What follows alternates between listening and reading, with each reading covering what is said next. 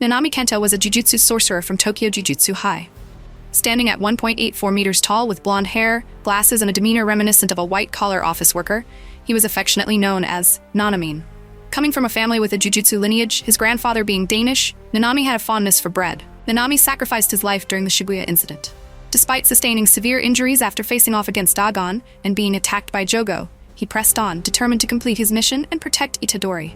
In his final moments, Nanami recalled his fondest memories, peaceful days of tranquility, but in the end, he was mercilessly killed by Mahito with a single touch. Nanami had once abandoned the path of jutsu sorcery in search of the meaning of life, only to eventually return. At the very last moment, he saw the image of Haibara, his late friend, pointing toward Itadori. Even knowing that the path ahead was filled with pain, Nanami continued walking because he believed that was the meaning he was meant to pursue. Haibara had been Nanami's first close friend when they were both students at Jujutsu High. Unlike the calm and composed Nanami, Haibara was cheerful and optimistic.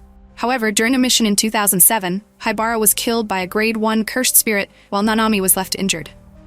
Haibara's death shattered Nanami's faith in the jujutsu world, prompting him to leave the profession after graduation.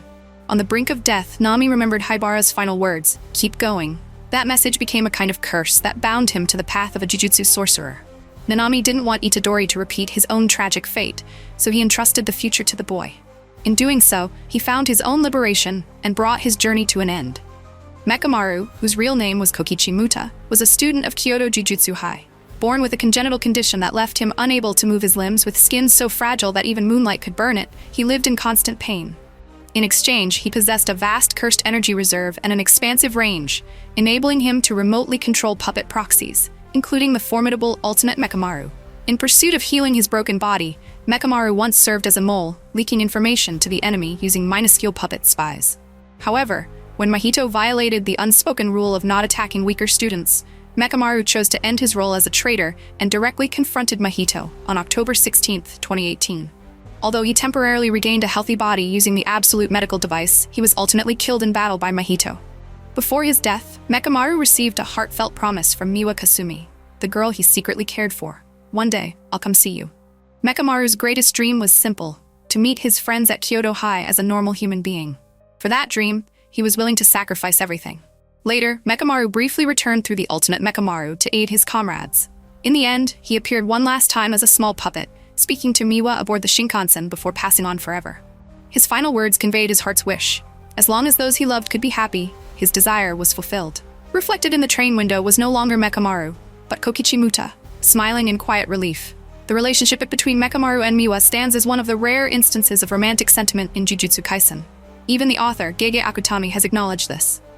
Kokichi Muta's name carries profound significance. It means both one who is granted happiness and one who brings happiness. Though born into misfortune, he lived his life fully, as a jutsu sorcerer, a friend, and a silent guardian of those he cherished.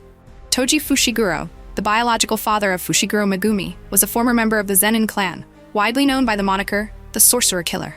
Born without cursed energy, Toji was branded as worthless and cast aside by his clan. However, he possessed a unique, heavenly restriction, a rare physical condition that allowed him to become one of the strongest individuals in Jujutsu Kaisen, despite being unable to use jujutsu techniques. In 2006, Toji accepted an assassination contract targeting Riko Amanai, and through meticulous planning, he succeeded in killing Riko as well as defeating two of the era's most powerful sorcerers, Satoru Gojo and Suguru Geto. However, Gojo survived thanks to the reverse curse technique and killed Toji in their rematch shortly after.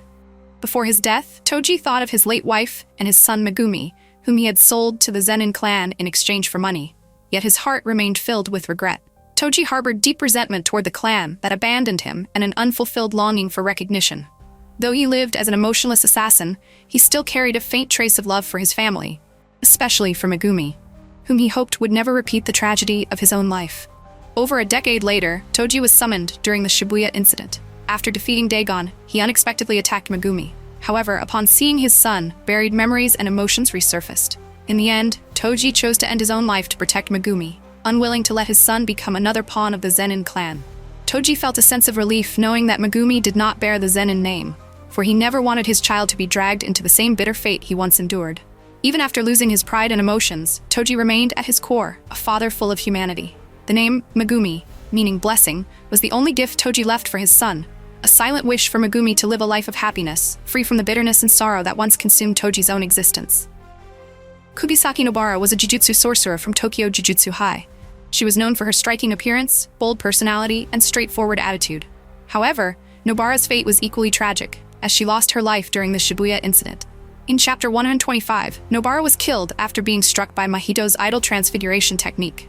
This was not a case of uncertain life or death, but confirmed as true death, as stated by the author, Gege Akutami. Prior to this, despite being wounded and ordered to retreat, Nobara chose to return to the battlefield to fight alongside Itadori, managing to inflict direct damage on Mahito's soul, something no one had ever achieved before. Nobara's past was also revealed. She was born in a remote countryside village where she felt suffocated by the false kindness and hypocrisy around her. Her encounter with Saori, a city girl, gave Nobara a glimpse of what life could be. However, when Saori was bullied and driven out of the village, Nobara resolved to leave that place behind. Thanks to Gojo's recommendation, she later became a Jujutsu sorcerer in Tokyo. Nobara's outlook on life was clear. Only those who genuinely stepped into her life with sincerity were worthy of her affection. This idea was symbolized by the image of empty chairs, a metaphor for those she refused to let into her world. Yet over time, people like Itadori and Fushiguro naturally filled those seats, becoming irreplaceable friends. In her final moments, Nobara held no resentment toward Itadori and accepted her death with peace, for she had found people who truly deserved to sit in the chairs of her life. This image ties directly back to her words in Chapter 63, when she comforted Itadori after the death of a friend. She may be revived in the future, but if that happens, it will undoubtedly carry profound meaning about the value of friendship and sacrifice in Jujutsu Kaisen. Jougo is a cursed spirit born from the fear of explosions, with a technique that makes his head resemble a volcano. He is one of the most powerful special-grade cursed spirits and met his end during the Shibuya Incident, after forcing Itadori to consume 10 fingers to resurrect Sukuna. Jougo then faced Sukuna under the condition that if he could land a single hit, his life would be spared. However, the gap in power was overwhelming, and he was incinerated by Sukuna. Before his death, Jougo encountered Hanami and Dagon in a vision, believing that curses represent the true nature of humanity. When Sukuna acknowledged his strength, Jougo felt genuine joy for the first time and shed tears, something he had never believed possible. Though he despised humans, Jougo displayed profoundly human emotions in the end. Mahito is a humanoid cursed spirit with heterochromatic eyes and a cruel nature, who views human lives as mere playthings. He inflicted immense pain on Nanami, Nobara, and Itadori. Ultimately, Mahito was killed by Itadori during the events in Shibuya.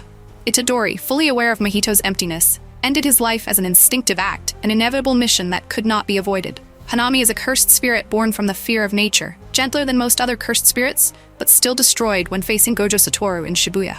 Tamamo no Mae, a cursed spirit with the appearance of a cute creature, was also eliminated during this arc.